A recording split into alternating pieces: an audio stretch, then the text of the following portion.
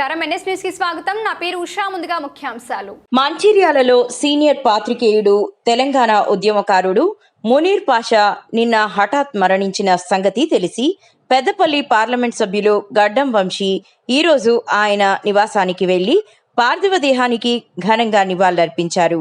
అనంతరం ఆయన అంతిమ యాత్రలో పాల్గొని కుటుంబ సభ్యులకు ప్రగాఢ సానుభూతి తెలియజేశారు. మునీర్ గారు మన చాలా బాధాకరం.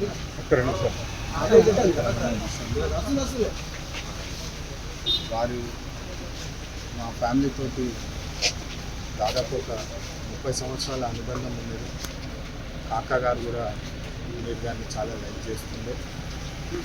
వినోద్ గారు ఎమ్మెల్యేగా మంత్రిగా ఉన్నప్పుడు కూడా అప్పుడు మునీర్ గారు చాలా అడ్వైజ్ చేస్తూ చెన్నూరు ప్రాంతానికి మంచి చేయాలని చెప్పి వారు చాలా కృషి చేసినారు. మళ్ళీ అదేవిధంగా తెలంగాణ ఉద్యమం టైంలో కూడా వివేక్ గారితో పాటు వారు చాలా కృషి చేసి తెలంగాణ ఉద్యమంలో కూడా పాల్గొన్నారు.